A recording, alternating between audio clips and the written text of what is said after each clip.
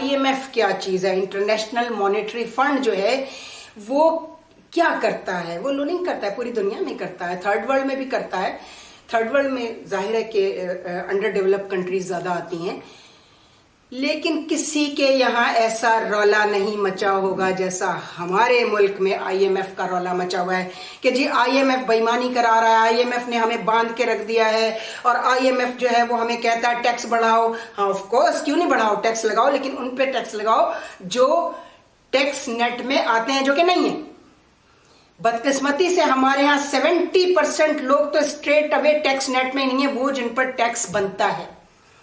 फिर non documented economy है आपकी। अभी आपने फिक्स टैक्स की बात की, हम देख लेंगे आप कितने जेन्युइन लोगों पर टैक्स लगा के ले लेंगे फिक्स टैक्स। इसलिए हमेशा मैंने कहा है कि खुदा के लिए इस कराची को MQM और पीपल्स पार्टी के अजाब से बचा लें। अगर बचा लेंगे, इसको फेडरल कंट्रोल में दे देंगे, तो आप जमीन और आसमान का फर्क देखेंगे रेवेन्यू के सही जगह पे खर्च होने में, और प्लस जो रेवेन्यू पूरे मुल्क को जाता है यहां से, उसमें आप खुद इंसाफ करेंगे और आप हमारा हिस्सा हमको दे देंगे कराची का। जिस तरह हमारे डैम फंड बनाया गया था, तो हमारे एक ARY पे और 92 चैनल पे बहुत अरसे, कम से कम 20 साल का उस लड़के का तजुर्बा है, प्रोड्यूसर था वो, रिसर्चर था, बहुत बड़ा काबिल लड़का था। तनख्वाह उसको बहुत कम मिलती थी, बहुत कम तनख्वाह मिलती थी, क्योंकि हर पढ़े लिखे ईमानदार आदमी, मेहनती आदमी का यही अंजाम हो रहा है इस मुल्क में। कमाता कौन था? उसका एंकर, वो भी डॉक्टर है।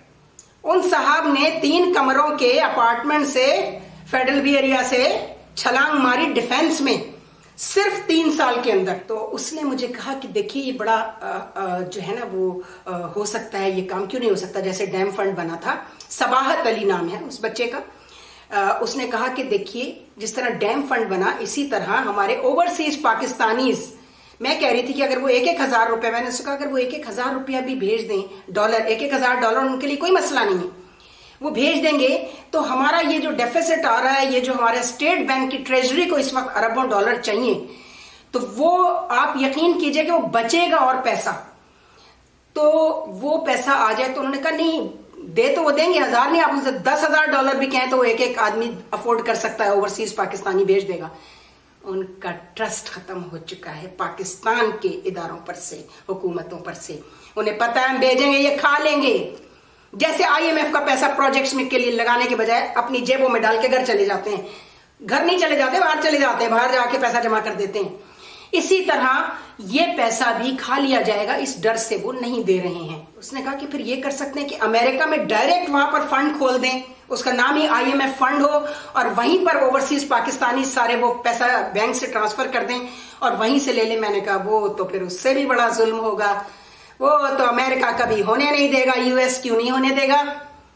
जाहिर है उनको पता है अगर IMF पैसे देते रहेगा, करप्ट लोगों को सपोर्ट करता रहेगा, तो पाकिस्तान कमजोर होता रहेगा, और वो पाकिस्तान को कमजोर देखना चाहते हैं, पाकिस्तान को कमजोर देखना चाहते हैं। इसलिए वहां जो फंड खुलेगा वो सील कर देंगे उस फंड को, कहेंगे ये तो मनी लॉन्ड्रिंग है, वो कुछ भी कह सकते हैं। हमें ये समझ में आया, हमने कहा कि फिर किसी ऐसे मुल्क में रखवा देते हैं जो हमारा दोस्त हो, दिल से दोस्त हो।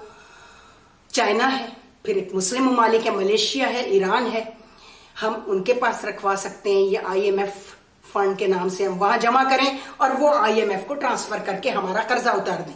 ये एक तजवीज है।